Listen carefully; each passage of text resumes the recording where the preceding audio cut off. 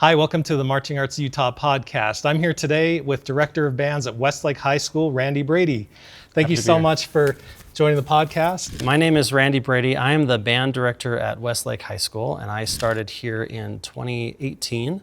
My main instrument is the saxophone, and I have a bachelor's degree in music education from BYU-Idaho, and I have a master's degree in instrumental conducting, band conducting specifically, from Sam Houston State University that I got through the American Band College. So the first question I want to ask you is about your background and what led you to feel so drawn to music? I grew up in a family that was pretty musical. Both my parents play piano. My dad did band in high school. My mom did band all the way through college. There kind of was always an expectation that the kids would do band, and I'm the fourth child, so my older siblings had done band before me. But we grew up around music, my mom playing the piano all the time. So that kind of like was the beginning of where the interest came from. And I always tinkered around on the piano. I didn't really learn a lot as a kid, but I would sit down at the piano and play around on it. And so I think I've always had a musical ear. But it was about sixth grade is officially when I started band with Mr. Pack. The only thing I remember about Mr. Pack is I couldn't hardly understand him. I think he was German, of German descent, or maybe from Germany. I couldn't understand him, but he would do once a week band at my sixth grade school for the last 3 months of the school year. And I think I started on saxophone. And then in seventh grade is when you really started band, and I had Miss Post, and she was awesome. She was actually a new teacher. I think it was her first job in her first year. And she was just really great. I enjoyed being band with her.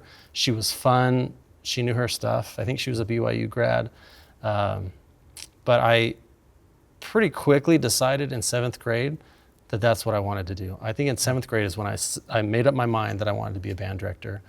And then from there, just it kind of continued. I did have another director in high school, and I actually quit band at one point in high school.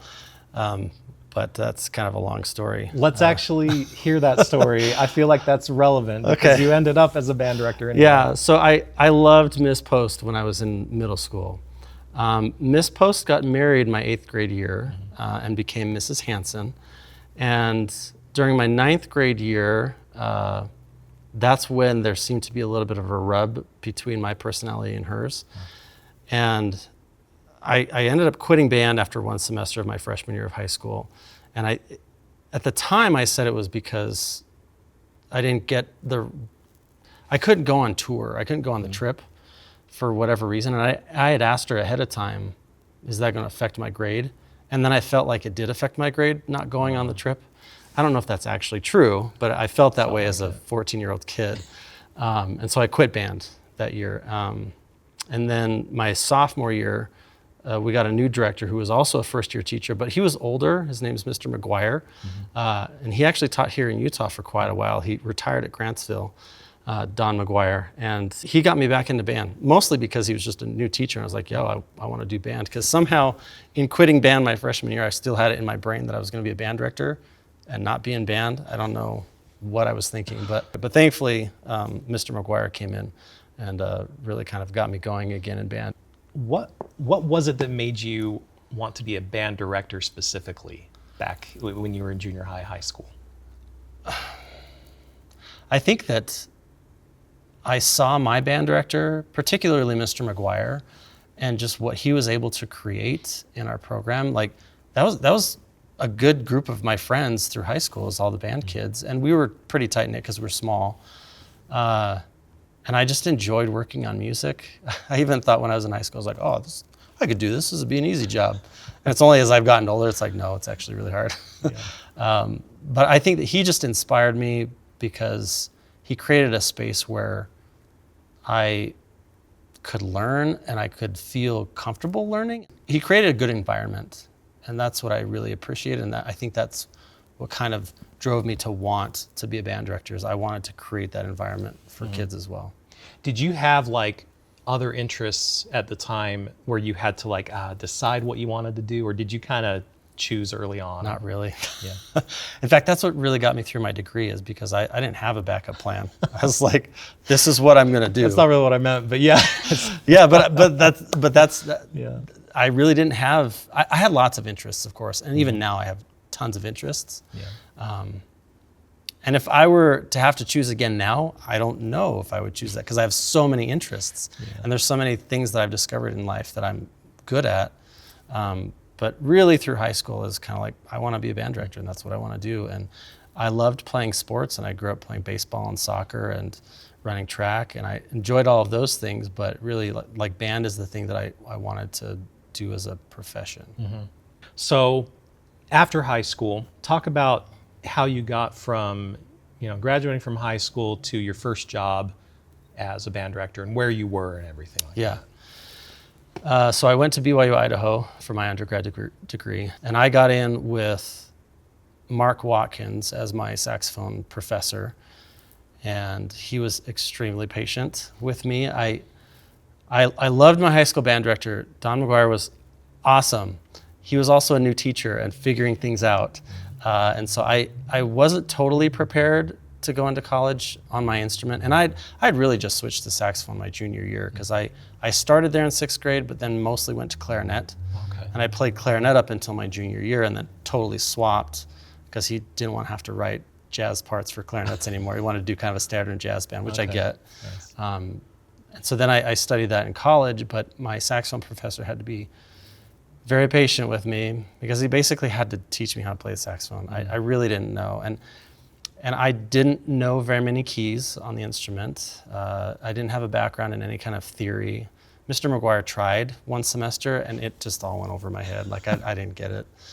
So it wasn't for a lack of trying. Mr. McGuire, I'm sure, tried really hard.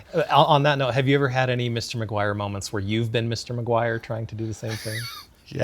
Yeah. Well, and in those moments, I think of like how I felt in that semester, and I just thought, okay, I have to stop, kind of get back to this level of I don't know anything about theory. And that's kind of how I approach teaching theory now, is like from a very like, you don't know anything, you're a baby, and we're going to teach you the basic fundamentals here. Even when kids are coming from the middle school, I know they have some understanding of that, because our middle school teachers are very good. But I often will start below what they need, so that I can kind of gauge where everybody is, and then get everybody on equal footing on that common ground. Do you feel that your experience as a student side of that has, and kind of seeing how Mr. McGuire did it himself, has that influenced how you've done it as a teacher? I think absolutely, because I remember the discomfort of not getting it. And I remember Mr. McGuire being like so passionate about it and so excited, because he would write and arrange a lot of the tunes that we played in jazz band, particularly my sophomore year, because he was coming in and he had to put together this jazz band with whoever was there and whatever they played. And so it was a very non-standard instrumentation. I don't know that we even had any saxophones that first year, because I know me and my friends all played clarinet, and we had a great time, but he arranged all that stuff. So I think for him, he knew all of the theory, he knew how to apply it, but hadn't quite maybe figured out how to dumb it down to my level yet, which I'm sure he figured out later on in his career. He taught for a long time. Okay. But yeah, I think that did form my approach of just, I remember what it felt like to not know and to not understand. And I had to work to find that understanding. Even in college, when I started into my first theory and oral skills class, like, that was a big challenge, because I actually couldn't start the first class that they generally start students off on, because I didn't pass their like pre-test. Okay. I literally knew like nothing about theory. And so I took the basic theory online course that they had us do before. And I think I did pretty well in that class. I don't remember exactly, but that kind of started me into it. And then theory actually ended up being one of my favorite parts of it. I did not like oral skills. That wasn't very fun. It's kind of like with math, when you finally figure it out, you're like, this is fun. I know how to, when you know how to do something. And music theory, like comparing it to math, I think is a good comparison, because it's very similar in how it functions. It's very formulaic. You have laws and rules, and Yeah. if you do parallel fifths, Bach will kill a kitten. Right. You never hear that one. That was a big one. Yeah. But I remember getting to school in college and thinking, oh, I'm in college. I know what I'm doing. You get to theory Yeah. class, you're like, wow, I don't know any Yeah. of this, Yeah. even in college. But, Yeah. did you serve a mission after high school? Yeah. So, well, I went to a whole year of school first. So I went to 2 full semesters. At BYU-Idaho? At BYU-Idaho, because I'm pretty young. I didn't turn 17 until August, right before I started college. Oh, wow. I didn't turn 18, excuse me. I was Okay. 17. I was going to say, that's really Yeah, so I turned 18 August, right before my freshman year of college. So I had an entire year before I turned 19 and could go on a mission. So I had that year, I had the whole next summer, and then I left in August of 2003 for my mission. And I went to Chile and spent 2 years there. I often tell my students it's my 2-year vacation. That was not a vacation. Yeah. Was it the best 2 years? It was a really great 2 years in terms of my personal growth, for sure. It was really hard. It was a really hard experience. And I experienced migraines for the first 3 months. Oh, man. They were 100% stress induced. Yeah. And when I finally figured that out, they disappeared. It was the craziest thing. Really? They just overnight disappeared when I figured out that, well, I told my mission president, I want to go home. Like, I hate it here. I can't figure out the language and all this stuff. And we had a talk. He also told me, you can leave, but you're going to have an interview with the area president first. And the area president at the time was Elder Holland. I was like, I don't want to have an interview with him. Not one of those interviews. No, I don't want to have an interview with him. And so I was like, no, I think I'm good. I think I'll stay. I think I'll stay. Well, I'm not hurting as much anymore. Yeah. And he said, you know what, Elder Brady, I think you'll make the right decision no matter what that decision is. I was like, okay. Yeah. I know what that means. Yeah. So I stayed, but really, like, it was a good experience. It was hard. Chileans are really wonderful people, and they were super nice. But it was hard to be a missionary there. Yeah. So, and as you're there and you're trying to dedicate all of your attention to the mission, you also know that you're going to be going back to school and back to what you've been doing. How did you adjust after you got home from your mission, and how was that transition for you? well, fortunately, I went to school almost right away. I think I had 2 weeks at home before I went back to school. And I went back home to a farm, so my dad kept me busy for 2 weeks. So it's not like I had sat and did nothing for 2 weeks. I was probably happy to get back to school. Yeah. But the transition was, I think I got back into school pretty easily. I came back a much more disciplined person with maybe a clearer vision on what I needed to do and how I needed to grow. Because like I said, during those 2 years, those were probably the 2 best years for me personally as a human, like in growth, because here I'm sent halfway around the world speaking a language that I don't understand or having to figure out a language I don't understand in a culture that's different. You grow up a lot. You have to figure out a lot. And I figured out that maybe I needed to be a little more mature and I needed to be a little bit more dedicated to who I wanted to be. And for schooling purpose, that means I would need to practice more. I would need to be more disciplined on when I went to bed. My freshman year, I loved my freshman year of college, and honestly, I would not go back and change a single thing. Nice. I failed some classes. I failed some music classes. I had a really great time. But it was fun. It was way fun. It was way fun. But I didn't go to bed until like 2:30 in the morning every night, and so it was hard to wake up and go to class and all that stuff, right? Yeah. But we had fun. I won't pretend that wasn't a factor in me.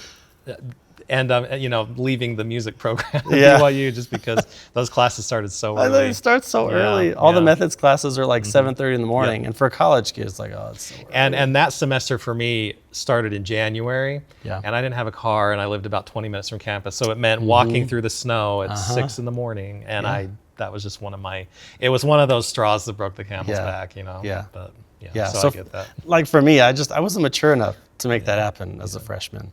And in fact, when I got back, one of the first people I went to go see was Dr. Watkins, because your private lessons teacher in college is like your advisor for your entire degree. Like we had an advisor from the academic department that I never spoke to because they don't really know, right? So, the first thing I did was I went and talked to him, and even on my mission, I kind of started communicating with him again the last few months just to make sure that I was getting the classes that I needed and everything and get all set up that way. He was very good to like keep it straight to the point. He's like, you're on a mission, you need to focus on that, but here's the like 5 things that you need to do or have your mom do so that you're ready to go to school. Nice. So I went and talked to him first, and I remember saying to him, you know, I've changed a lot over the last 2 years, and I really want to try hard, and I want to do well, and I want to be a good student. And he said, well, that's good, because as a freshman, you came in here a lot and you're a disappointment. And like that sounds really harsh, and that is what he said. Yeah. But I couldn't even be offended because I knew it was true. Yeah. And it's like, oh, okay, yeah. You're like, that's what I was kind of saying. Yeah, that's what I was saying. So I'm ready. I'm ready to try again. And was I perfect after that? No, absolutely not. There was one summer semester that I just wanted it to be summer, and I wanted to go play and have fun. And he would have to get after me at several lessons, like, you haven't practiced much this week, have you? I was like, They can tell. no, I It's like haven't. they know. I know. You can fake it. I know. And we would always try and like sidetrack him, right? And he's like, I know what you're doing. I know you didn't practice. Okay. That's good. Yeah. Oh, man. He was awesome. Nice. But he helped me get back in after the mission. Yeah. From a social standpoint, I was probably awkward for several months. It took me, As one is. it took After me a probably mission. 3 or 4 months to like ask a girl on a date again. Oh, yeah. Because it was like so weird. Yeah. Well, you're coming from a completely different part of the world and culture, and suddenly flung back into what you thought was going to be familiar and everything, but Yeah. there's still a big transition that has Yeah. to happen. So Yeah. And my freshman year, I lived in the dorms, which was, it was like you had 30 roommates, you know, and everybody left their door open, just the big long hall, right? But then after, I was in an apartment, and there were only 6 of us. Okay. And many of them were older, and it was just kind of a different experience. So yeah, socially it was a little awkward, I guess, for the first little while. But I'd like to think that I wasn't awkward for too long after that 3 or 4 month mark. But yeah. yeah, we don't have to think about that It took me anymore. some time. Yeah. Yeah. So did you meet your wife at BYU-Idaho? We did meet there. Okay. Do you want to talk about kind of how you met her and kind of put that into the context of as you're progressing through the degree? Yeah, so I graduated before we got married. I graduated before we started dating. So I was already teaching, but we... And tell me your wife's name. Tell me just a little bit about her so we have a little bit of yeah, context going. yeah, so my wife, her name is Erica, and she is from Montana. Grew up also on a large ranch, much bigger than the farm that I grew up on. So we have kind of similar upbringings. She's about 4 years younger than me. But we met because we were in the same ward, same singles ward. I don't remember exactly what age I was at that point in time, but I had been in that ward for quite a while. It was a really great place to live and very social. Like that was a very social place to live. Nice. But my wife was pretty young. The first time that we met, I don't remember actually. She remembers because we were playing Nerds. I don't know if you've ever played Nerds before. It's like Wacky Six, I think is the other. Okay. Anyway, it's a card game. But you get paired up with people, and it's kind of a speed game. And she got paired up with me, and she just remembers that I was so slow. And even to this day, like we still play, and she's like way faster than me, like way faster. But that she remembers the first time we met.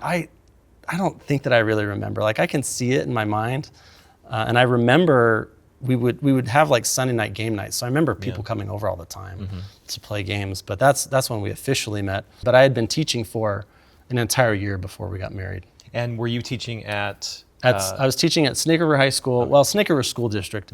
I taught the high school. I taught the middle school, and I'm trying to remember the exact wording. It was the high school, junior high, and middle school.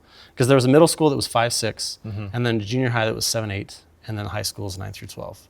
And I taught all of it. Wow. Just band. I didn't have to teach choir and all the other stuff. But we had a full-time band teacher, a full-time orchestra teacher that taught from 5th grade through high school.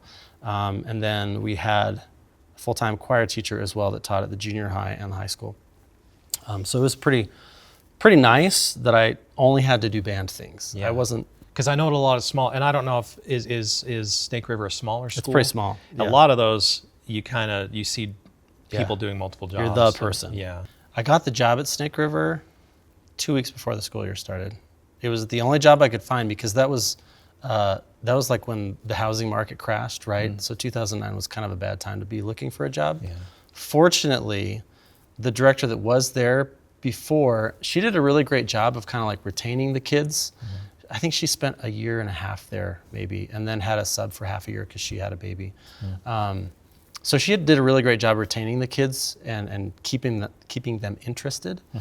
But the program didn't really grow, I don't think, during that time necessarily. Because when I walked into Snake River, like I said, I got it 2 weeks before the school year started, so I had to really rush to like get things prepped, and I didn't really know what I was doing. But there were 16 kids at the high school, and I think 19 kids at the junior high. That were in the band program? Yeah. Oh, that's all we had in the band program, which was a little better than my high school in my freshman year. But it really wasn't a lot of kids. Thankfully, the high school band of 16 was fairly even instrumentation, so it wasn't totally like a whole wild. bunch of trombones. Yeah, we did have 4 or 5 flute players to kind of set the balance off a little bit, and we didn't have any low brass players other than Jake Anderson, who's now the director at Green Canyon. He was the low brass section as a trombone player. I think that first semester he was the only low brass player. Wow. And then we were able to recruit a kid to come back and play tuba who had played previously, and we started doing some recruiting like that. But for a little while, he was the only low brass guy. And we had a bass saxophone player that kind of held down the fort with the low reeds. Yeah. But so we could play like fairly decent music. And I remember the first day of class, I wanted to try and get a bearing on what they could play. And so I thought, well, they've been doing pep band. And so I got out the pep band version of the Star Spangled Banner, put that in front of them the first day, and the school fight song that I found. And the Star Spangled Banner was the first thing we played, and it was awful. It was terrible. And I thought, these kids should know this because it's just, they play this at all the games, right? and it wasn't good. And then we got to the fight song, and at some point during the first couple of weeks we were working on that, and the percussion were back there just kind of doing whatever they wanted. And I was like, guys, that's not the music. Read the music. And they're like, what music? Like the music I printed out for you. Like, oh, we don't read that. So it's just kind of, the percussionists are like that everywhere. It doesn't matter. So I'm one of them. It just showed. It was like, okay, I got a lot of work to do with these guys. They need to learn how to read music, because the percussionists literally just kind of made up stuff as they went along. They just need to have a beat. That's all they need. And it was fine. So to kind of get things going, I decided, okay, I'm going to put my eggs in the basket of pep band here for the first little bit, because we had football season. It seems like we had 2 or 3 weeks to really work on stuff. Someone came up to me after the game and they're like, we recognize the school song. You're doing such a great job. We're so happy you're here. We recognize the school song. You're like that's a bare pretty minimum, right? That's a pretty high bar you got there. But the people at Snake River were just so excited to have a band that they could hear the melody and tell what the melody was. It reminds me of a little bit is the ending of The Music Man, the movie, where the parents get to hear their kids playing for the first time, and it's terrible, but they're so excited. They're so excited. Yeah, and these kids were great. Those 16 kids that were left, were great kids. And like I said, the previous director that was there, she did a wonderful job of keeping those kids engaged and excited about doing band. Yeah. But they kind of had to do a lot of things on their own. Like pep band, I think, was student run, and those kids were solid kids, and they all stuck with it, and they went and recruited their friends, knowing that there's a new band director there. Yeah. And then I was also able to start 6th graders that year as well. And I think that first class I had about 35 kids in beginning band, but it was all together, so it was all the instruments. And we started trumpet, trombone, clarinet, flute. I think we even started saxophone that first year, and percussion. All in the same room, all at the same time. It was a mess. Yeah. But those numbers are starting to grow at that point. Yeah, absolutely. And that class, I don't know what I did that first year, but that class of beginners were so good. I felt like I spent the next 5 years trying to figure out what I did the first year, because they were so good and they picked things up so well. I think it was just kind of a mix of student synergy or something that worked well. Because that group of kids kind of became the core body of students that helped build things for the future.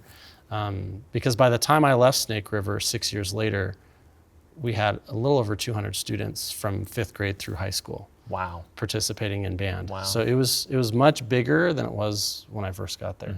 And what took you away from Snake River? What was your next step? Well, I was working on a master's degree, and I finished it in 2015. And just in the fall of 2014, a job posted at BYU-Idaho.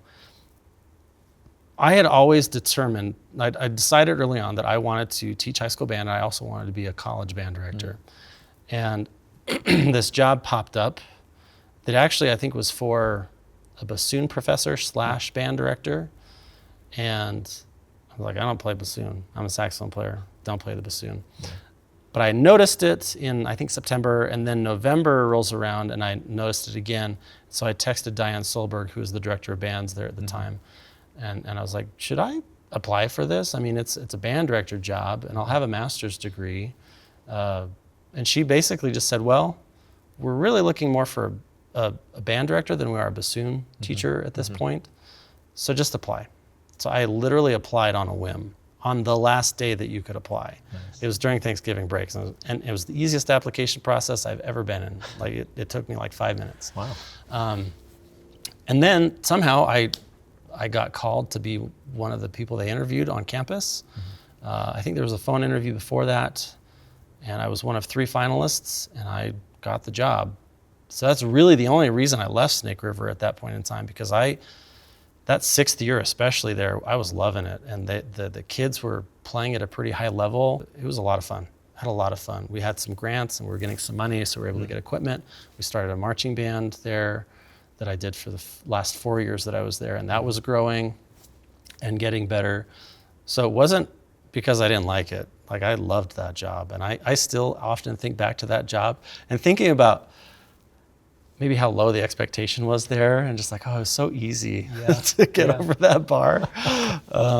Whereas here at Westlake, it's very different. Yeah. But it was an enjoyable place to be, and it was very supported by the community. In a community that was very athletic-minded, they also loved the arts and supported the arts really well. So it was hard to leave. It's interesting because, you want to leave on the best possible terms, and but at the same time, it's like, well, things are going so great, and now I'm going to leave. Well, on the other hand, you don't want it to be like, I hate this place, I'm going to leave. So it's like you want to love the place, but when you love it that much, it makes it difficult on everybody when you decide to leave. How did the community respond to you leaving and taking that other job? They responded well. It was a positive thing. I remember going to the superintendent. I had a good relationship with the superintendent because having a relationship with the superintendent was like having a relationship with your building administration, because it's a small district, right? Yeah. So everybody knows everyone. Yeah. But I remember going to his office and just like kind of in tears telling him about leaving, and I was so sad that I was leaving, but also that it's a great opportunity. And I think that's why I got so much support from the community, is that they understood that I was going to teach at BYU-Idaho, which is something that I really wanted to do. I wanted to teach at the collegiate level. So they were supportive of that. It wasn't like you were leaving them just for some other job. It was you were a young band director. Yeah. You've got big aspirations and other things too. It's you weren't just ditching them. Yeah. And the administrators, I think, knew that I probably wouldn't stay there for very long. But to have an opportunity like that, and really, I think that the BYU-Idaho job is just about the only thing at that point in time that would have gotten me out of Snake River, because I just loved it, and I loved developing it, and there's still room for it to grow. But the opportunity came, and I couldn't pass it up. I mean, it was, I wanted to teach at BYU because I went there as a student, and so it was kind of interesting to go and be able to teach with my professors. They became my colleagues. That's crazy. It's so strange. Yeah. But yeah, the community in Snake River, they were very supportive of that. Of course, kids cried and they were sad and things like that. But I worked really hard to make sure that the next director was set up for success. And so I knew by the beginning of April that I would be leaving. So I spent the next couple of months trying to find someone to fill the position, but then also like setting up everything for the whole next school year, so that the next person that comes in basically just has to follow the calendar. Yeah, that's great. Do the thing. So we shows that you cared about the program a lot. Yeah. And I got them. I got them all set up with everything they needed for marching band. I got drill designed. I picked the music and the show, which, I mean, For some people, they would rather come in and do that, but I knew that we'd be hiring a new teacher, which we did. And it's a lot easier on a new teacher when you just kind of, okay, here you go, you do this, and then what you figure out you don't like, you can change for next year, which is exactly kind of how it went. And it went pretty well with that new teacher for a little while. And I think that the transition was good. COVID hurt them a lot after that, but yeah, it went really well, that transition. So you did 4 years of marching band. Had you had any previous marching band experience when you started that up there?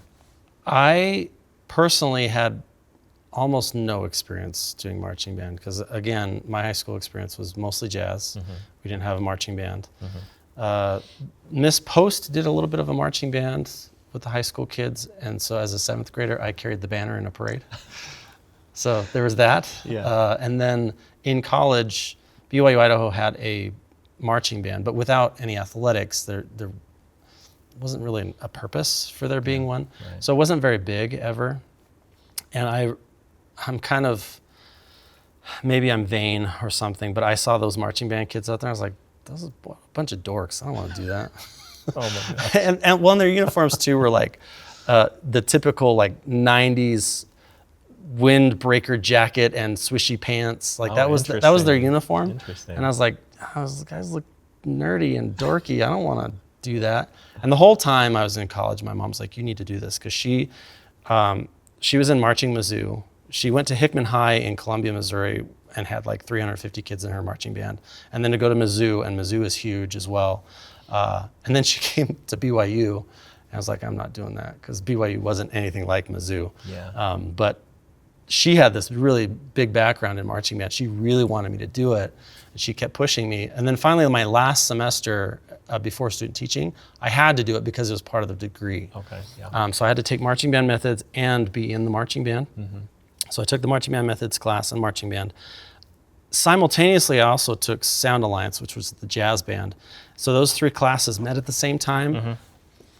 I'm grateful that the teachers there were willing to work with me so that I could do all 3 of those things, but it did make it so that I only went to marching band like once a week for an hour for like 8 weeks. So I had about 10 total hours of marching band experience. I did do drumline for a couple semesters there and marched in a parade on drumline. Nice. What did you play? I was on second base. Okay. Yeah, and that was a lot of fun. I played second base my freshman year of high school. Oh man, I love second base. Dude, I loved it. I had so much fun with doing drumline, and it's kind of fun now to like talk to the percussion students and be like, yeah, I was in drumline. I'm one of you. Yeah. Hello, fellow kids. That's right. Yeah, I was on the bass line. I was bass too. Had a lot of fun with it. I wasn't as good as the kids are here for sure, but that was really my experience marching. It was very little experience, but it was enough that it made me excited about it. I remember getting into that band, and while we only did a few little things, I was like, man, this is fun. This is really cool. And I was there so little that actually they gave me like my dot sheet and my music, but I marched cymbals because that was easy to memorize. And they're like, you just need to stand, make sure you're between Heidi and Jessica, and just go where they go when they go. Because I was at rehearsal so little. And that was kind of my experience, just like, oh yeah, this is fun. Making sure you're between Heidi and Jessica. That's funny. But I loved it. It was fun to do. So when I got to Snake River, they didn't have a marching band. And the first 2 years, we didn't do anything with marching band because I was still just trying to figure things out and build things that were necessary to be built. There are things that were a little more higher priority at the time. Yeah, because we only had the high school band, junior high band, and beginning band, and it really needed to expand from there. So I spent the first 2 years expanding that, but then I think the second year we did a drum line where we got the uniforms out, because there were already uniforms there. They're as old as me. They were purchased, I think, in 1984. Wow. But had hardly been used. They were in like pristine condition. They were in really great condition. Cool. So we got those out and did a little drumline thing at a football game. That hyped people up. They were pretty excited about that. I also called on Dr. Taylor, who was the percussion teacher at BYU-Idaho, and he brought down the BYU-Idaho drumline to that game too. Oh, cool. So the community could kind of see like what we're doing and what we're trying to get to. He did that a couple of times, which was really nice, so the community could kind of see like what the vision was for the band program. That's brilliant. It was awesome, and he was such a resource for me as I was trying to figure out all that stuff. but so then the third year I decided I'm going to start this marching band, and we started non-competitive with a Lady Gaga show. It was all Lady Gaga music that I purchased. They're like pep band tunes that I just put together in a show. I wrote the drill. I got some guidance from Victor Neves, who was a band director here in Utah that designed a lot of drill. And anyway, I'd call him and he'd help me out with things. And that's kind of where we started. And that first year, I didn't do any competitions, but I did take them to a competition at Idaho State University. So just to watch it? so they could see what it was all about. Yeah. And then we also went to the Highland Review, which was non-competitive, but they're going to go and be around other bands. And they got a 30-minute clinic with someone. And that was really encouraging because we performed and all the other bands were like, this is so cool. They loved the Lady Gaga show because they weren't doing that type of show. Yeah. They were doing more of a competitive show. Yeah. So they were, I think, a little jealous that we were doing Lady Gaga. And we had just fun with it. And there's a lot of boxes and lines and things like that, simple things to teach and write. And how many students were in the marching band? I think it was 29 Okay. that first year. And the majority of them were 8th graders. Wow. Because that was my 6th grade class that I had started that first year. You had like 30 in there or some at the start. Yeah. You had 30 in the 6th grade band. Yeah, but not all of them did marching band. Like there were high school kids in that as well. But I think about half that band that did marching band was 8th graders. Yeah, gotcha. Because they were kind of the core, and they continued to be the core going through. But they had a lot of fun with it the first year. The second year, I decided to dive into the competitive thing and make it more quote unquote competitive. So we did music from the Olympics, which was a lot less. It didn't hit quite the way Lady Gaga did. Yeah. You know, like with the kids and with the crowd. In fact, we had 3 movements and we never even got to the 3rd movement because the first 2 were just so hard to put together because I'm like, guys, this is John Williams. Yeah, but we don't know this music. So I learned from that I needed to try and find like kind of a balance somewhere.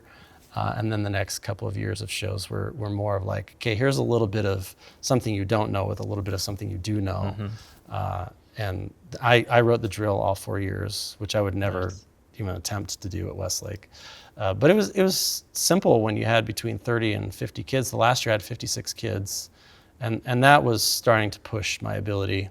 Like that's a few too many kids on the field. And we were able to get a grant along the way for $25,000 from Pepsi that purchased us 2 marimbas, a vibe, a marching baritone, 3 marching tubas, Wow. and a set of chimes. You got a lot of value in that. And a barium 25 grand. saxophone. Yeah. I bought a bunch of used stuff. Yeah. I got online and just searched for drum corps used equipment. Yeah. And at the time, Pacific Crest, a drum corps out of California, was moving away from dynasty percussion. And really, like, dynasty might not be the best percussion. It was better than what we had. Oh yeah. And their keyboards actually were fine. So we were able to get some stuff from them because they were offloading all their dynasty equipment because they were picking up Majestic, which is from Jupiter. And anyway, so we got a really great deal. I was able to get those 2 marimbas, a vibe, and the marching baritone for under 10 grand. Yeah, that's good. It was really great. And we had to drive down there and get it. So that was kind of an experience. But Nice. but yeah, that's kind of how we got all of that going and got a lot of support from parents. And the last couple of years, we won some trophies even. You know, like Hey. it was fun. We came down to Utah. We did not win trophies there. But I wanted the kids to see like, okay, we're competing in Idaho in our small little division. At the time, it was based on band size, so we were always 1A. We were always in the Gotcha. smallest division. Yeah. Except the 4th year, my last year, we had moved up to 2A because we'd gotten big enough to get into 2A just barely. But we came to Utah to come watch bands. We went to the Davis Cup just to watch, and then we competed the next year at the Davis Cup. Wow. And I think we did the Mount Timpanogos show once or wow. twice, just because I kind of wanted to throw them in the deep end, so they could see what it's like and watch those other bands. You know, they could watch American Folk, because that's what I wanted them to be like. It's like, okay, well, this is what we could be if we work hard, and they worked like crazy. So it was a lot of fun. It was a lot of work.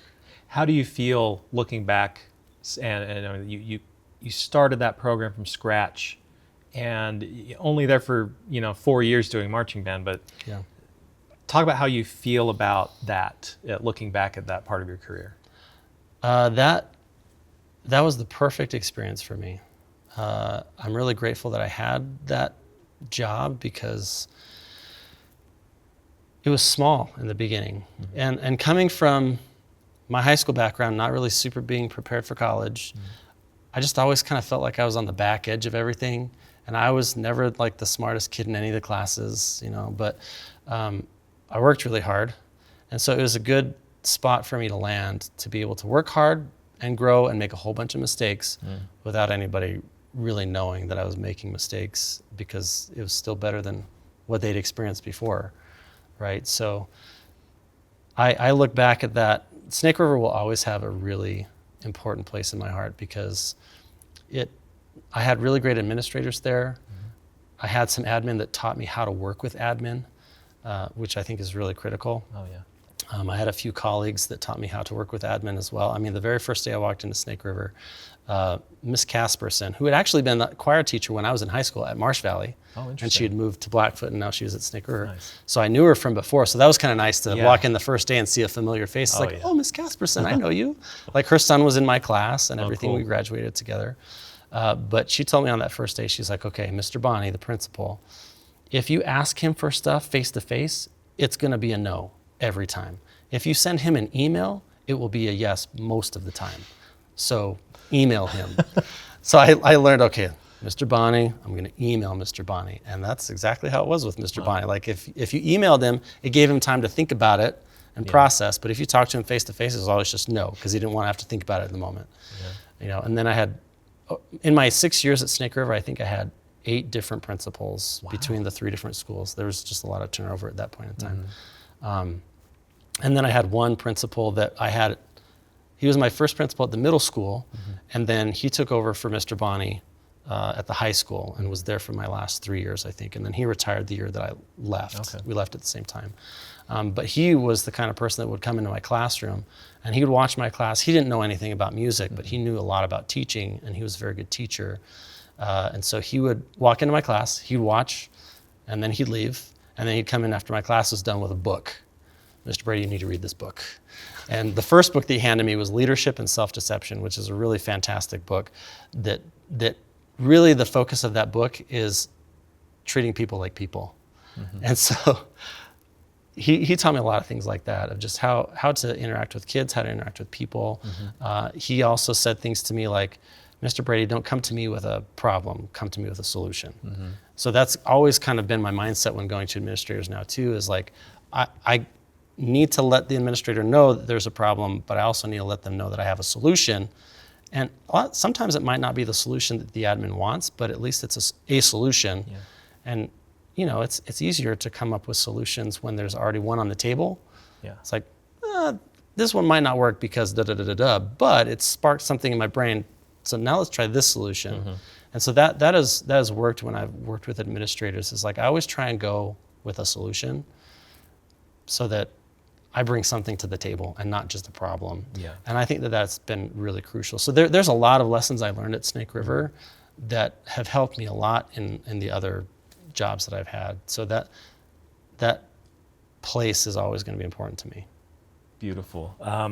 So when you took the job at BYU-Idaho, did you do anything with marching band there, or what did you do at BYU-Idaho as a teacher? At BYU-Idaho, I taught the marching methods class, which was really hard because there's no marching band there. So we mostly we kind of worked on drill and pieware. I taught them how to use pieware and how to create some drill, because I personally feel that every director at least needs to know how that process works and how frustrating it can be. And I think it makes you a better teacher when you go to teach the drill. Having to go through the process of writing a drill, I think helps. I don't write my own drill now. I hire that out. But I think that my experience of doing it myself helps me better understand what was designed. Yeah. And so I thought that was important for students. So we did that, and we'd go march a mini drill out on the field. There were some semesters I only had 4 kids, but I would teach them all the marching fundamentals and all this stuff.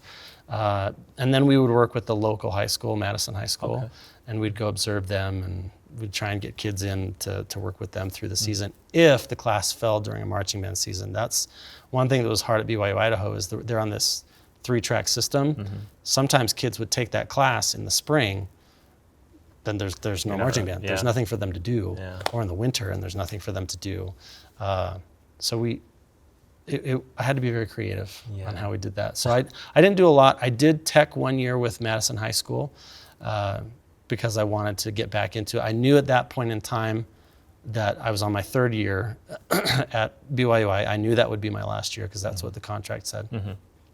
And I would probably going back to high school. So I teched with them that season to kind of just get the juices flowing again in terms of marching band world. And I learned a lot from that experience, not being the person in charge. And I also learned that I don't like not being the person in charge, and that I need to be like the guy in charge. Even as stressful as it is, that's kind of my world, and that's what I need. That's my wheelhouse. But it was a good experience. So I didn't do a lot with marching band at that time, but I did. I went to American Forks Delta Camp once, which was really great, and I think that helped me out a lot because I had never been to a band camp of that caliber, and over that many days, really either. So it was good to watch Nate Seaman's work. He was the director at the time, and see how he ran that camp. So then when I came to Westlake, I had an idea of, okay, this is how this level of band camp has to run. And I had observed American Fork a lot over the years. When I was at Snake River, they'd have a 2-week potato harvest right in the middle of the fall. And so it was bad for me in my marching band because I could never get kids to come to rehearsal during that time because they're all working the potato harvest. That's how they paid for their band fees, which were really minimal at the time. But it gave me an opportunity to come down here, and I wasn't familiar with American Fork before I started teaching, but very quickly became familiar and reached out to John Miller, and he was very gracious in letting me come all the time. And he would show me how to run his concert bands and jazz bands and the marching band. I did that for probably the last 7 or 8 years of John's time at AF. So that was nice. So between that experience and then watching Nate while I was teaching at BYU-Idaho, that helped kind of prep me for the position at Westlake.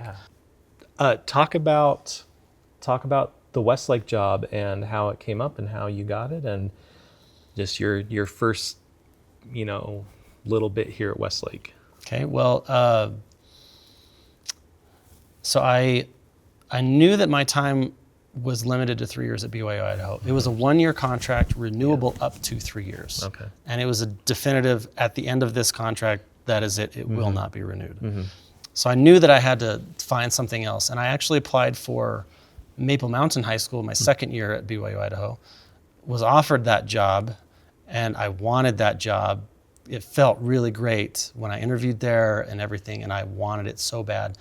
But something told me that that's not it. It's not time. I still had another year to go at BYU-Idaho. And that was actually good because my 3rd year at BYU-Idaho I learned a lot that year. And I kind of came into my own. My confidence grew that year.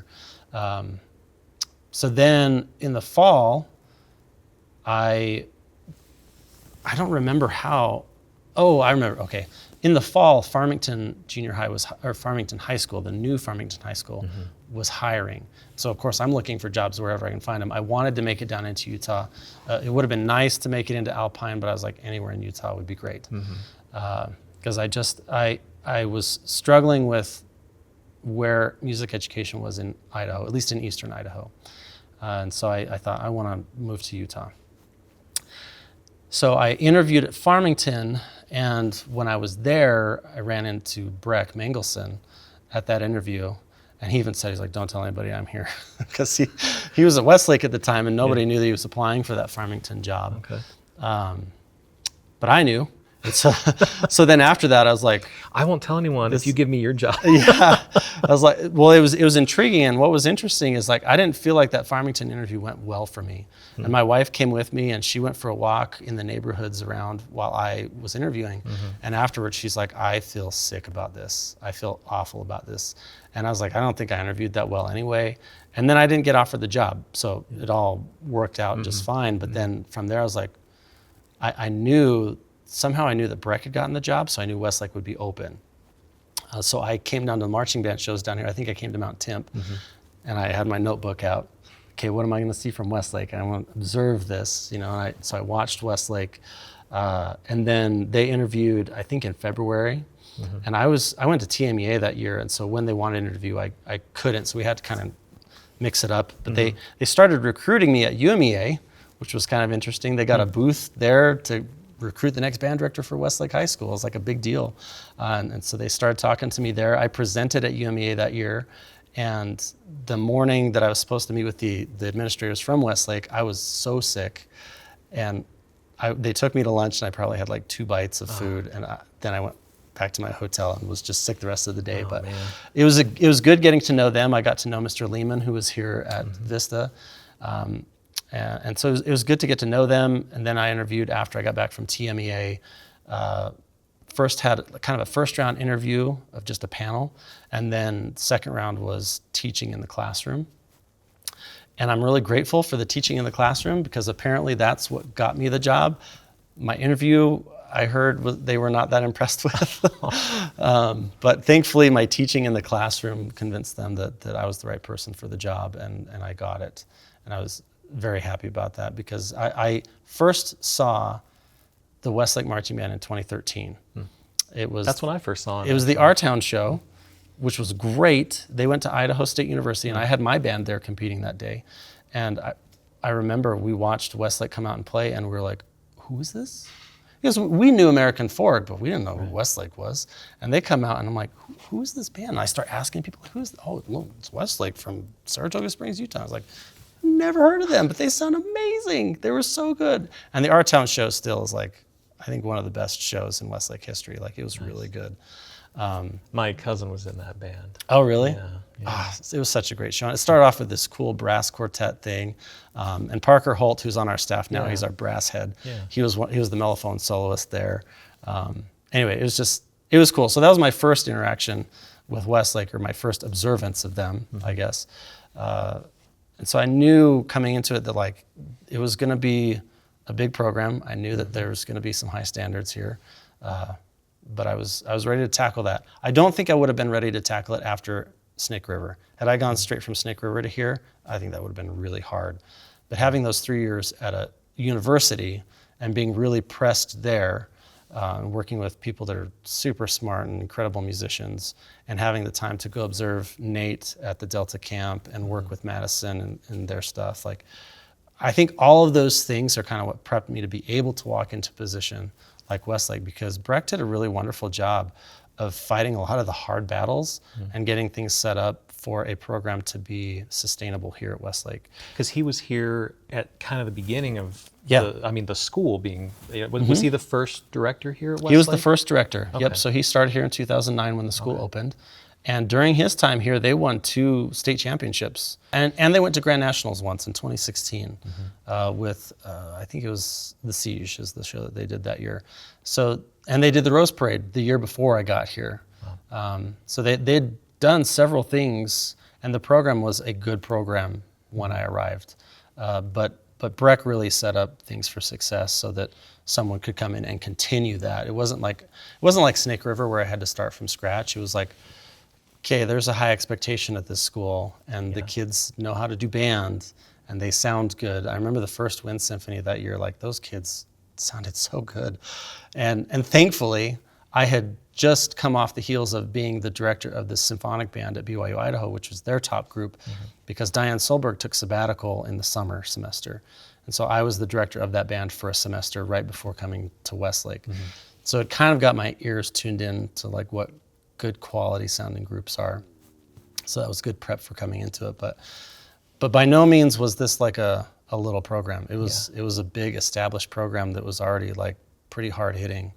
When you interviewed for the job, did they kind of tell you what to expect with it, as far as, like, this is where we're at, this is where the program's at, this is, the success we've had? Did you kind of know about that from other directors around that you knew, or, like, where did you kind of get your context of what you were walking into? I have an easy time talking to people. And so I will cold call people that I don't know. Oh, yeah. And so I spent time talking to people, even if I didn't know them, like, hey, what do you know about Westlake High School? So I walked into it having a pretty good idea of what this program was all about, and I had observed things over the years. They did make that very clear in the interview process. I mean, the first interview panel was probably 10 people or so, between band parents, admin, the athletic director, stuff. I mean, it was a big panel kind of thing. The panel was a big panel, but they kind of gave me a history of how the boosters work and where the band had been, all those things. So it was pretty clear to me before walking into that, though, what I was getting into. You didn't come in first day and feel like you were like overwhelmed or blown away by unexpected things. No. And I felt like I could handle the ensembles. The thing that was probably the hardest for me is the marching band, because it was such a step up from anything that I had personally had to work with. Yeah. That was a big challenge. But at the same time, it had been set up well, and the kids knew how to learn drill. They knew how to do the marching band thing. So really, I think I learned a lot from that first year of kids. They taught me a lot about how to direct a large marching band. Some of the kids had really great attitudes about it. Some of them didn't. For the most part, they had really great attitudes about it. Anytime you have a change in director, you're going to see that. It doesn't matter where. I think you're going to have that. Yeah. And there were some students that we kind of butted heads with, and one of those students we actually have on our staff now, and we had to have a talk. We had to sit down and kind of like bury the hatchet a little bit. Like, you were kind of a butthead in high school, and I was kind of like not ready for this maybe. So we both had things that we were working on. But he's fantastic. I mean, awesome. It's really awesome to have him on staff. And I definitely do things different than the way that Breck did them here. Yeah. And I think anytime you have a change in director, you're going to experience some of that.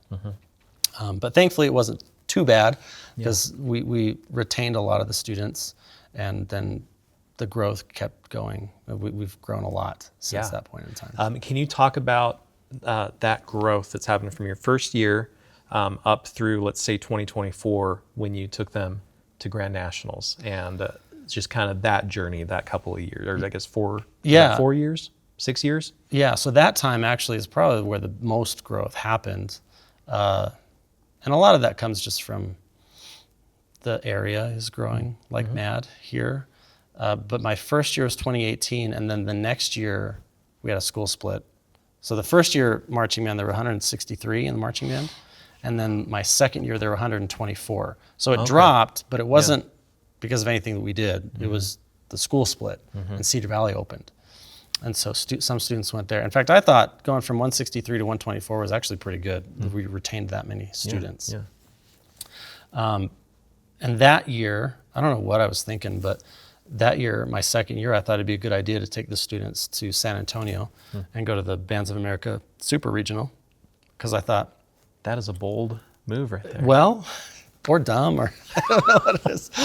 But my rationale for that was kind of the same rationale that I had for bringing students from Snake River to Utah. Is like, they saw bands in Idaho, which were great, but I wanted to bring them and see a different caliber. So then the same thing when I was here at Westlake those first couple years, like, okay, I think the kids here at Westlake see American Fork as the pinnacle of marching band because they're the best in the state. I want to show them what marching band really looks like. And we thought about Grand Nationals, but I'm like, no, it's too prestigious, and I think there's too much pressure there. And frankly, the Bands of America Regional in San Antonio is probably more competitive. And they walked away with that. They walked away with that vision of like, okay, well, this is what we can do. Unfortunately, COVID happened that year, and I think really kind of took the wind out of those sails, because the next season of marching band was just like yay, we get to do marching band. We're excited that we're even here. So that it wasn't the same as I think it could have been had we not had to go through that COVID era. Man, that's devastating. Yeah, but it ended up working out. It was fine. And then after the COVID year, we started to pick things up again. And then things really picked up after that COVID year, because the next couple of shows were we got a new design team that was a little more coherent, and those next 2 or 3 years were really good. And the band was growing a lot, so we went from 163 to 124, and then from 124 we grew by 30 or 40 every year. By the time we got to Grand Nationals in 2024, we were at 237 that year. So the band grew a lot. That's a lot of growth. Yeah, they Wow. grew a lot. And so it's really cool to see that out in this area that's, fairly new in the Utah landscape, to just see the marching arts grow as much as it is. And now Westlake and Cedar Valley are the two largest programs in the state. Yeah. It's kind of crazy. It all grew from here. Yeah, that's awesome.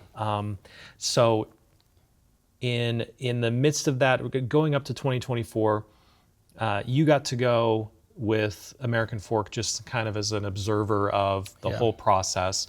And I'm assuming you did that because you knew that you wanted to take your group there. Yeah. So can you kind of talk about kind of what you learned from that and how you took that back to kind of prepare Westlake for that trip? Yeah. And that's exactly it. Like, that's why I went, is I knew that we wanted to go to Grand Nationals. Like I said, Westlake had been in 2016. So I thought, well, I've never been to Grand Nationals. I'm not exactly sure what that looks like, so I'd better go. And so I was able to go and kind of tag along with American Fork. I reached out to Orrin. Orrin and I are good friends, and so he was really awesome to just kind of let me tag along. And I literally was with American Fork most of the time. I rode the bus from the hotel back and forth with them. It was really neat to get to interact with them that week. But it was also really nice to not be the person in charge and to just kind of watch Orrin stress out about all the things, because I had no idea. I think it was his first time taking a group to Grand Nationals, but where he grew up in Oklahoma, he was more familiar with that level of performance and competition. So I think he was better prepared for it. But he let me watch whatever I wanted to watch and be wherever I wanted to be. And so I watched their rehearsals. I was in the ICC where they have that indoor space and kind of watch how he would run that. I watched a few other groups run their rehearsals as well. I watched a lot of bands that weekend. I went with Cam Stasa with Bands of America through the flow. She walked me through everything so that I could see exactly what the band kids are going to see on that day. That was very eye-opening, and I'm taking these copious notes, and drawing pictures of how this is going to look, and then some of the strategies of this is maybe what you want to think about with prelims performance versus a semifinals versus a finals performance. And of course, I didn't get to see American Fork go through a finals performance that year because they didn't make it. They got so close. I got to see it kind of from the band perspective without having any of the stress. Yeah. And it allowed me to just observe what needed to be observed. And I think that was really helpful because then I took those observations and with conversations that I'd had with people that had been to Grand Nationals about how you should approach that space and rehearsing for that space and things like that, I felt that trip was very worthwhile because when we got to Indianapolis, we were prepared for that. Yeah. The kids didn't get scared. When they got into Lucas Oil and they saw everybody, it's like, wow, there's a lot of people. And there were a lot of people. We were in the same block as Avon, and Avon had all their people there, and the same block as American Fork, and all their people were there, which is actually really nice because then we had people there cheering for us. Yeah. It can also be daunting, but we had prepped them. Every single final run of every single rehearsal that season, I had them envision. I would say, where are we? Lucas Oil. They'd say that before we run through it. And of course, none of them had ever been there, so they couldn't really imagine what it was like. Yeah. But I think they kind of imagined in their head a big space and a big stadium and stuff like that. So then when they did get there, it wasn't like a totally unexpected thing. Yeah. And I knew what the flow would be like, and so we were prepared for that. We tried to design our flow for the whole season based on Grand Nationals so that there wasn't anything new or weird. Right down to what we packed on the trailer. We don't normally pack all of our woodwind instruments on the trailer, but since that was going to be the case going to Indianapolis, we did that all season long. Okay. We're going to do that same thing this year. It's like the way that we pack our truck on the first show is the same way we're going to pack our truck in Indy, so there's nothing new. Yeah. I don't want there to be new weird things, because there's always going to be something you don't expect. I just want to limit how many things you don't expect, right? So that helped a lot to go with American Fork, so I could see that and get those details, because then when we got there, it was an experience that the kids could really be present in and not be freaked out about. Yeah. And then you're there and you're performing and you get so close to making semifinals. And can you just talk about what that was like? Talk about how the kids reacted to that and just being that close and realizing it probably was going to take too much more than what they already did to get to that level, you know? Yeah. Well, we had a hard season that year, and I don't know if any of us, by the time we got to Grand Nationals, I don't know if any of us really were sure that we were going to make semifinals. So when we found out, of course you don't find out what the scores are until everything's all said and done at the end of Saturday night, right? So Saturday night after finals, we find out we missed semifinals by 0.025 points. It was both exhilarating that we got that close, but then disappointing that we were that close and we didn't make it into semifinals. And the kids of course struggle with that, because anytime you walk into a situation where you're not sure what your final performance is going to be, the kids don't know how to grapple with that. At what point can I let go of all of the anxiety and stress? So that was hard on them. And I know that they kind of all broke down in the hotel lobby, and the hotel didn't love us for that. But they needed a space where they could, they could cry with each other, because here they'd had their final performance and they didn't know that they'd had their final performance until, of course, I guess they announced semifinals on Friday, but we didn't know any of the details of it at that point in time. So there was crying then, but then there was crying Saturday night too, because we were so close. So it was we kind of did it twice. So yeah, it was hard, but I think it was also motivating for the kids, and it was great that they had a good performance, that they got the experience, the true Grand Nationals experience, where they're out on the field, they look and sound like $1,000,000.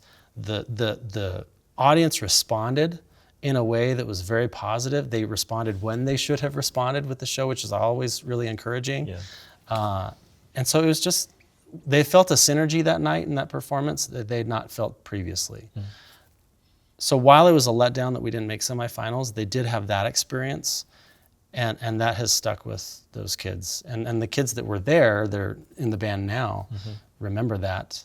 And I'm hoping that because they remember that, they can kind of help spread that to those that weren't there, of hey, this is what Grand Nationals is all about, and this is what the experience is like. Because I felt like we had a hard time getting the kids to really comprehend the depth of what that competition is. Like beforehand? Yeah. I mean, we did everything we could, and we prepped them from a performance standpoint. They were ready, but just really knowing how competitive it is there, and what bands do to make finals. It's hard stuff. Well, until they experience it, it's really hard just to tell them.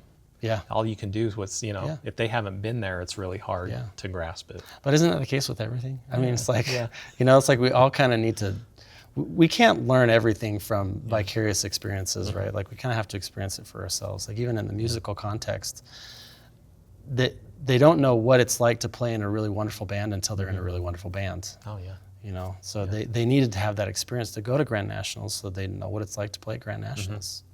And now you have two classes, the freshmen and the sophomores from that year now going back. Yeah, juniors and seniors. And then last year, talk about last year, because when you're trying to go every 2 years to Grand Nationals, you have a year in between where you're hoping to get to another level, so that the next time you go, you can do even better than you did before. Yeah. So can you talk about last year and the things you accomplished and the steps you took to try to prepare for an even better run in 2026? Yeah, so we decided that we would do Grand Nationals basically at Grand Nationals in 2024. We want to do this again. It was a cool experience. Timeline worked itself out over several months of when that would happen. But we also lost our design team, kind of lost/let go of our design team from the 2024 season as soon as we got home from Grand Nationals. And so then we had to rebuild that, find new people, and that was a bit of a challenge. So that was a big part of it is in our discussions with the designers is we needed to find someone that could have us ready in 2 years to go again, so we could potentially make semifinals. But then also for the kids, just all last season, it was kind of the same thing. It's like, hey, we're prepping this season to go to Grand Nationals next season. And we took a trip to Flagstaff so that we could get another BOA show in last year, all with the intent of going to Grand Nationals this year so that they got more of that BOA exposure and more of that feedback too from the judges' comments and from the directors' clinics and things. But just really kind of a mindset thing too. We just wanted the kids to know 2 years in advance, like this is going to be a 2-year push to Grand Nationals the next time. Yeah. I don't think it's going to be an every other year thing for us. It is this time because I wanted to see what it's like to have half the kids that have been before to go again. Yeah. I could see maybe going every 4 years, but at this point, like those 2 years, we've talked about it the whole time, so the kids know this is what we're shooting for. Is we want to be able to go to Grand Nationals, we want to be able to make it into semifinals. That is our goal. You've made it very clear that that's what you want. Yeah. And the design team is a good team. It was nice to have a year, because we thought about doing it maybe the next year, but with a new design team, like that would be rough.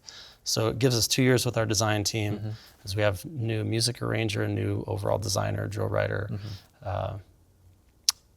It was good to have last season to kind of work out some of those things, because you have to, anytime you build a team, you have to figure out what the roles are. And so that last season we had some bumps that we haven't had yet this year, because we worked out who's doing what, you know, and coordinating things. So that's been really helpful going into this season. It already feels more comfortable than it did last year, because we're more familiar with each other. That's good. The whole concept of it being a 2-year push, right? Instead of just like a year off and then we'll go next year, you know. Did you have that concept in your mind from the start, and you communicate that to student leadership, and they kind of, you know, is it a message that you've pushed so that the kids understand, like 2025 isn't just like a standalone year, like we're intentionally doing things to make progress toward 2026? Is that something that you've pushed and had messaging for? Yeah, we definitely pushed that intentionally, particularly with leadership, and particularly with this last year's senior class, because for them, they're not going to Grand Nationals, but we wanted their leadership, because you know they were seniors this last year. They were the kids that were going to help us push through that whole first year of the 2-year push.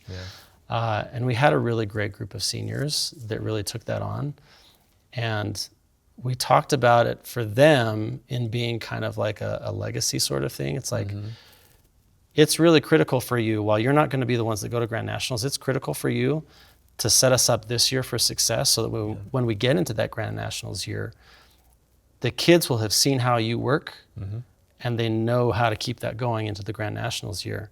And we had really wonderful senior class that worked hard to make that happen.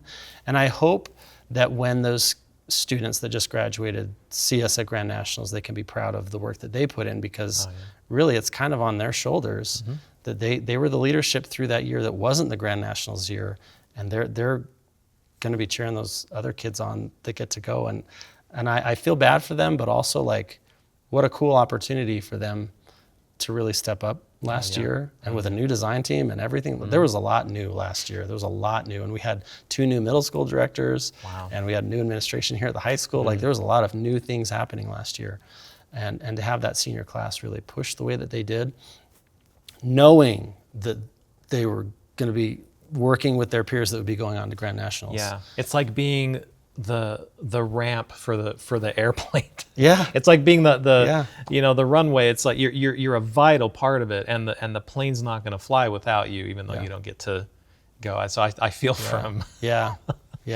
But you know, you made it very clear to them, I'm sure, that their role was so important, even though they wouldn't be able to be there with them. And they really took that on. I mean, they really took on that role, and they worked hard this last season. That's so it was awesome. A good group. It was a group. Good group, Beautiful. So here we are, summer leading into 2026, end of June. You're about a month away from things really ramping up and kicking off. What's happening in the program right now this year? What are you doing to get the kids ready for a year that's going to be really exciting, but also a lot of hard work and a lot of pushing? Well, we at this very moment in time, I'm riding my bike a lot, knowing that the fall is going to be crazy. Yeah. Doing the things that you love. Yeah, right. Trying to have that time like, okay, I got to hype myself up for this. Yeah. Because it's really demanding to do that Grand Nationals thing. And I'm remembering it now from 2 years ago. It's like, oh yeah, I remember how stressful that was. But for the kids, we've done a few things differently this year. Of course, we have the new design team, but we also brought in Darren Davis kind of towards the end of the year. He used to be the director of bands at Broken Arrow High School. Okay. And now he's their fine arts director for the school district in Broken Arrow. Okay. So he came in and spent a couple of days with us, really kind of as a consultation. And we talked about everything. He watched all of our concert ensembles, our jazz ensembles, and he's kind of giving us some feedback about how those things run and what they do in Broken Arrow and how they built their program, because he was kind of the one there that built that into what it is now. Yeah. And so having him as a resource is really helpful. He'll be coming out a couple of times in the fall as well. Oh, awesome. To help us out. Our designers are also coming out, which is kind of new. We finally got a designer to come out last year, which was so great, and it's had a huge impact. He came to one rehearsal, and it was our last rehearsal of the regular season, and even just that one rehearsal has made our design process a lot easier this year, because he understands how we work. He understands who our kids are, their kind of uniqueness and their quirkiness, and our show concept is kind of based around what he saw from that night that he came to our rehearsal. Okay. He's like, your kids don't need a really sophisticated, serious show. They need something that's fun, serious, but kind of lighthearted. And so we designed something around that I think will meet these students where they are, and that will be something that they can really take on. So that's something we've kind of done a lot in the beginning. We've also, one thing that Darren said when he was here is that for Broken Arrow, they really took off when they started focusing more on fitness and health. Okay. And we had some real health issues last year with our marching band. So between those two things, we've really revamped kind of our conditioning program, and we're working with Forte Athletics, which is a marching health and fitness program, I guess. Right now we're into that. We're in the second week where they do a couple workouts each week that are designed for marching students. Okay. So we're doing that during our 4-week break right now, so that they physically are ready to jump into band camp. Yeah. What's great about it is it has like a leaderboard, and so you can kind of see, and I had the staff be put on it as well. Okay. So the kids can see the staff are working at it, and like I'm always texting the staff chat like, come on guys, we got to beat the kids. So that it's kind of fun to have a little bit of competition with that as well. But we're really doing a lot more to step up the conditioning and like the health and fitness of the students, so that they're capable of doing what needs to be done at a Bands of America Grand Nationals level, because those shows can be really demanding, right? Yeah. And we want to avoid injury as well. And when a student is prepared physically to meet the demands of band camp and marching a show, then they're not going to get injured as often. Yeah. And so that was a big focus for us going into the season as well. And thankfully, our assistant director, Daniel Mott, is kind of taking that on. And he's kind of taking the bull by the horns and is really running with it. And I think that's going to help us out a lot this year to have a more physically prepared group of kids to be more successful as we move forward. You mentioned that kind of designing a show that fits the kids, you know, and meeting them where they're at is how you put it. Is that something that you do every year when you prepare a show? Are you trying to kind of format it for the group of kids that you have, or is that something that's a little more new this year?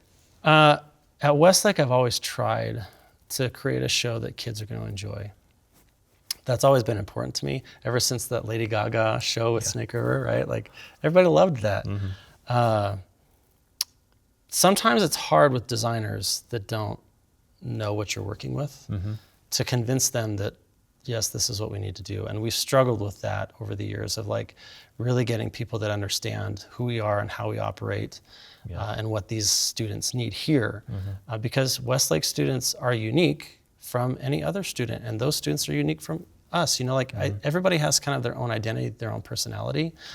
And I think there is a way to have your own personality and your own identity, but still compete at a high level. One battle that was hard to fight the last time we went to Grand Nationals is we had a formula that was working for us 2 seasons before that we were really starting to take off. The kids were really connecting with the shows. But then this Grand Nationals year comes around and our design team wants to totally pull the rug from out under us because, oh, well, it has to be different because it's Grand Nationals and you need this, da, da, da, da, da, da. And the kids didn't connect with that show. So it's nice to have a design team that is willing to recognize the identity of a group and to work with that. Doesn't mean that we don't need to make some changes and we need to adapt some things, of course, but like they understand the overall personality of the staff, the personality of the students, and we've designed something that fits both of those things. So our show has elements that I'm always a proponent of having a show that reaches as many people as possible.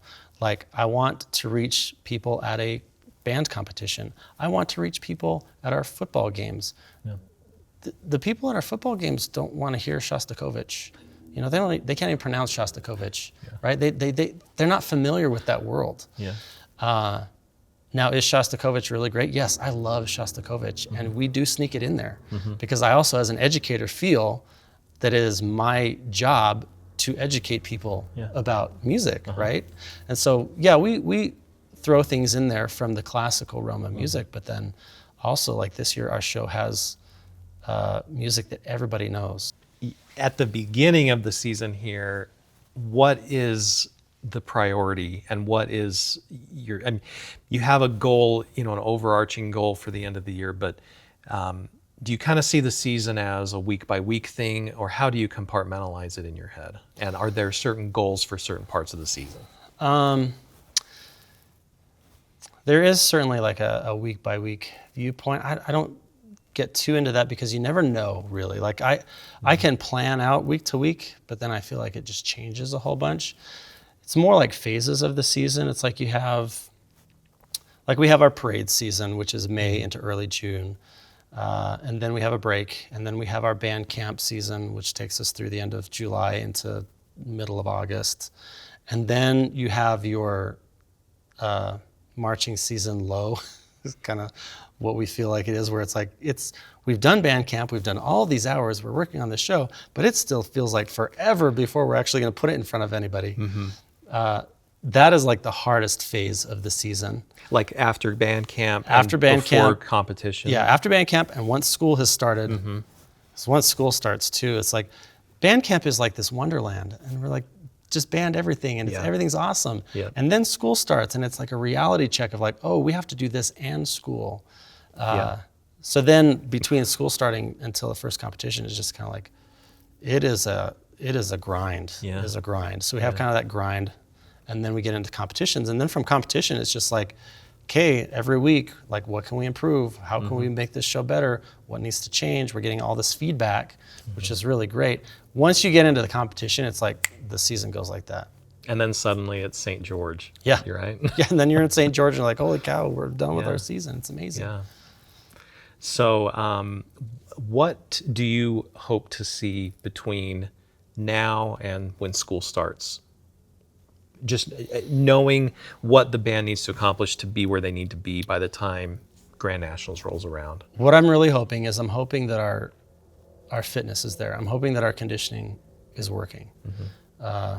Because I think that's going to really help kids be more successful at band camp. So it's hard to walk into band camp having done nothing all summer long, and then all of a sudden you walk into that, it's like, oh wow, I haven't been outside all summer long. I haven't done any, I haven't hydrated at all. I haven't done any kind of exercise or anything. So I'm hoping that their fitness will be better than it will be. And judging on what I'm seeing from our scoreboard, it's got to be better. Even with the percentages of students that are participating versus that are not, it's got to be better because Yeah. we'll have more students more prepared for the experience. Yeah. So I'm hoping for that. I'm hoping that musically the kids will be prepared. We got them the music right before we took a break. They had a day or two on it, just in sectionals, just to kind of gain some familiarity. And then again, Daniel Mott, our assistant director, he's taking charge of like the pass-offs and making sure that that's structured and organized in a way that's going to work and keeping track of everything. I haven't been able to do that. I'm not a super organized person, and with so many things going on, that often gets pushed aside. So he's really taken that on, and I think that he'll manage that well because he is a very organized person.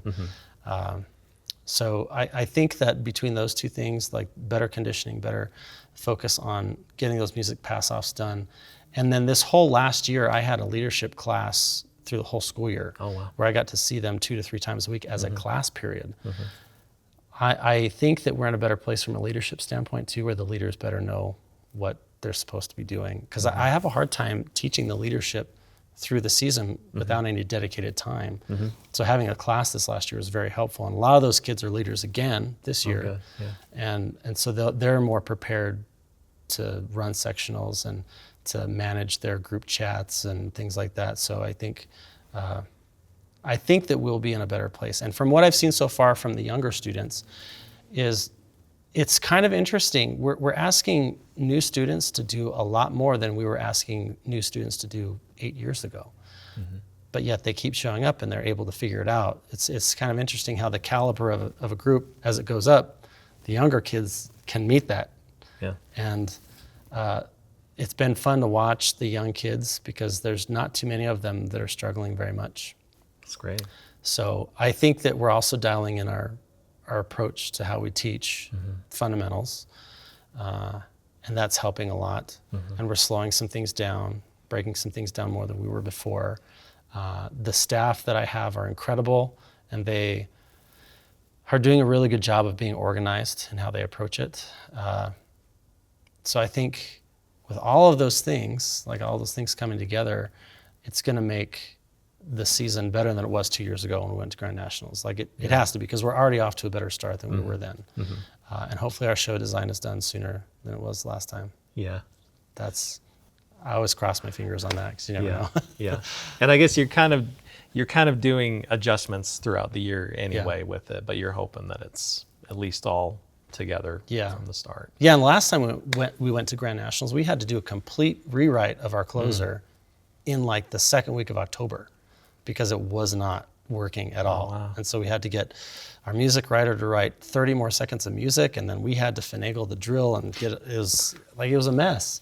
So I'm hoping that doesn't happen so that we can kind of just keep that forward progress going and have a show that is easy to clean and enhance throughout the entire season. Okay, just to wrap things up, there'll be viewers here that are in junior high or high school or college that are wanting to do what you do and wanting to be a band director. Can you talk a little bit about, is there something about being a band director that most people don't really know about or don't really think about that is something that they should probably know about before they decide to be a band director? I've thought about this a lot. I think that it's easy for students coming up to look at a program like Westlake or to look at a big program that's successful and be like, I want to do that. Like that's what I want to do. And they need to understand that it's a journey to get there. I would hate to walk into a program like I have here as a new teacher. Like that would be, I wouldn't wish that on anybody. I think that young students that are working to be band directors or that are coming up need to have the perspective of where can I be to get the experience I need to be the kind of director that I want to be. There's nothing wrong with wanting to be a director at a large school. Texas has a model where you could go in and you could be a third or fourth assistant, and as a new teacher, that might be a great place for you to be.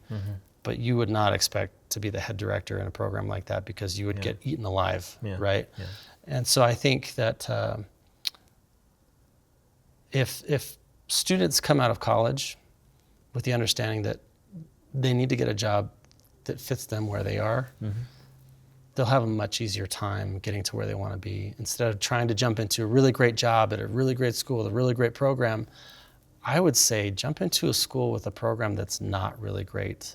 Jump into a position that's not the most ideal, because you can learn a lot there and you can make a lot of mistakes there that are going to help you be successful throughout. And who knows, you might even start in a program like that and spend your entire career there. I know people that have come into programs that were this like little fledgling, barely held together thing, and they stay there their entire career, and by the time they're done, it's this massive thing, but they're growing with it.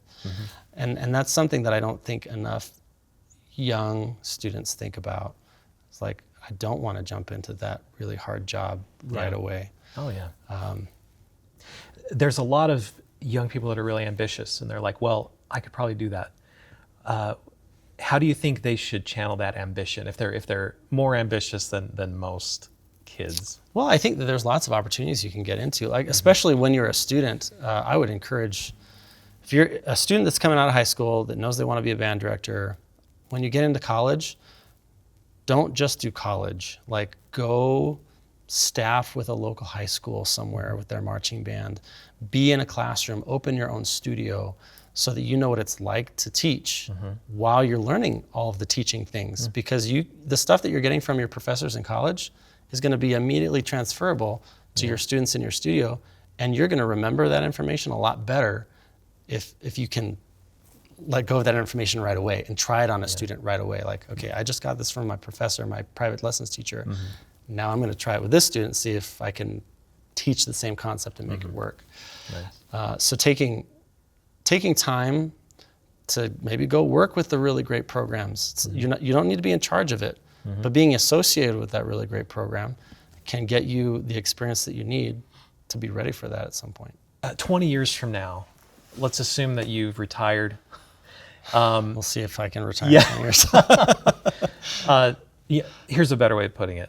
Think of 20 years after you've retired. What do you hope that people think of when they hear about the Westlake Band during the Randy Brady era? I hope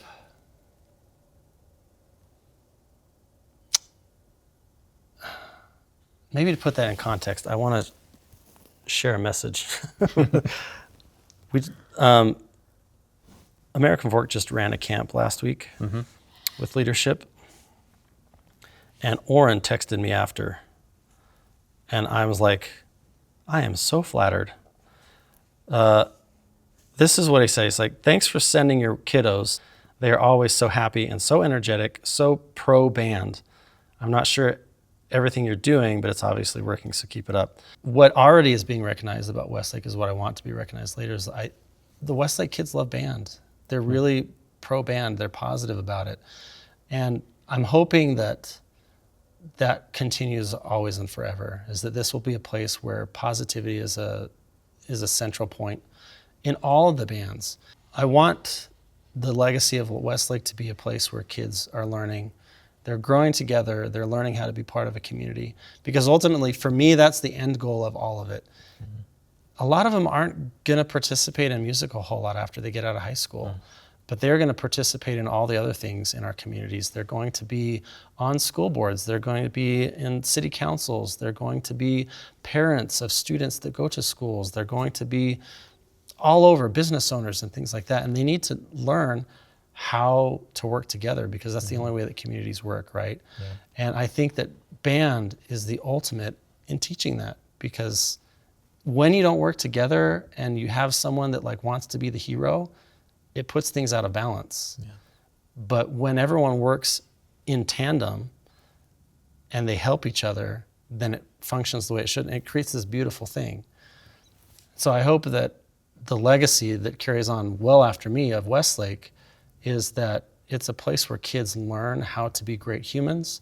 They are great humans, even with the mistakes that they will make, because nobody's perfect. That's what makes them human. That's right. That's what makes them. We teach a humanity. This is about experiencing a lot of different emotions. So I just want them to be the kind of people that other people want to be around, people want to include in their organizations that like be there and that are genuinely there for others. Beautiful. Thank you so much for all your time, your wisdom, getting us caught up with where you and your program are this year. I think I speak for everyone when I say that we're all excited to see where Westlake goes this year and how you guys progress from the previous years. It's been really cool to see all the bands in Utah just grow and progress, even just over the last couple of years. I think it's just accelerating and things are getting bigger. It's incredible and better. What's happening here in Utah. It's incredible. Yeah. And Westlake is a major part of that. So we wish you the very best, and we're excited to see where things go. Thank you so much for tuning in, and we'll see you the next episode.